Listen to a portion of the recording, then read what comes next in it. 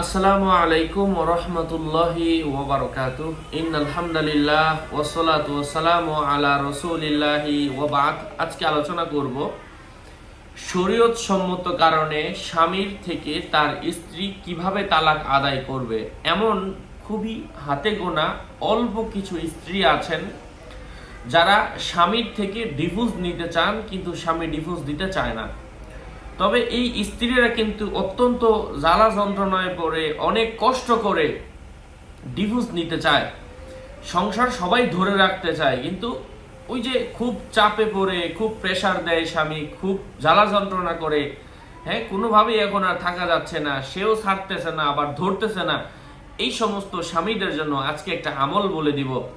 প্রিয় বোনেরা, আমলটা যেহেতু আপনাদের জন্য, এই আমল করার জন্য কারো কাছে যেতে হয় না, আপনি নিজে ঘরের মধ্যে বসে করতে পারবেন এমন একটা আমল আজকে এই ভিডিওতে আপনাদের সাথে শেয়ার করব ইনশাআল্লাহ। সাথে যুক্ত আছি আমি মুফতি জুবায়ের বিন ইমাম।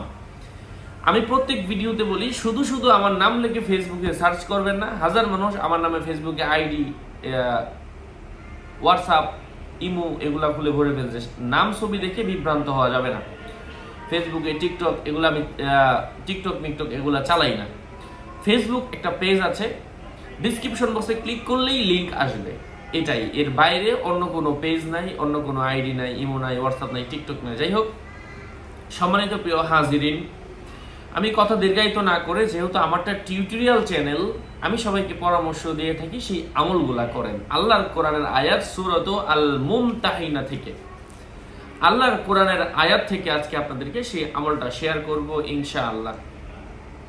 যুক্তিসঙ্গত ও শরীয়ত সম্মত কারণে তালাক যদি স্বামীরা দিতে রাজি না হন, তো স্ত্রীরা চাইলে তারা টানা 11 দিন পর্যন্ত, যখন তারা সুস্থ থাকেন, দিনে 11 বার করে, দৈনিক 11 বার করে টানা 11 দিন সূরাতু আল মুমতাহিনা পাঠ করবেন। কোরআনুল কারীমের অত্যন্ত গুরুত্বপূর্ণ মহামূল্যবান একটা সূরা হচ্ছে সূরাতু আল মুমতাহিনা। সূরাতু আল মুমতাহিনা পাঠ করবেন ইনশাআল্লাহ। আল্লাহ পাকের অশেষ রহমে আল্লাহ পাক যদি দয়া করেন, এই আমলের মাধ্যমে তিনি ডিভোর্স দিতে রাজি হবেন। আল্লাহ পাক তার মুক্তির কোনো না কোনো পথ বাহির করে দেবেন।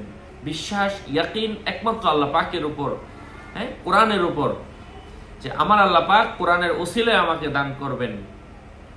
কোনো হুজুরের ক্ষমতা নাই, কোনো পীরের ক্ষমতা নাই, কোনো কবিরাজের ক্ষমতা নাই, কোনো বাবার ক্ষমতা নাই, কোনো দরবেশের ক্ষমতা নাই দেওয়ার জন্য, যদি আল্লাহ পাকের রহম না হয়। আমি সকলের মঙ্গল কামনা করছি, আমলগুলা করবেন, সুস্বাস্থ্য কামনা করছি। আল্লাহ পাক আপনাদের উদ্দেশ্যকে পূরণ করেন। আমি জানি না কে কে উদ্দেশ্য নিয়ে দেখছেন, দোয়া করি যারা অত্যন্ত কষ্টের মধ্যে আছেন, যারা প্রকৃতপক্ষে ডিভোর্স চাচ্ছেন, আল্লাহ পাক যেন সবার মনের আশা পূরণ করে দেন। আমিন আমিন আমিন। আসসালামু আলাইকুম ওয়া রাহমাতুল্লাহি ওয়া বারাকাতুহু।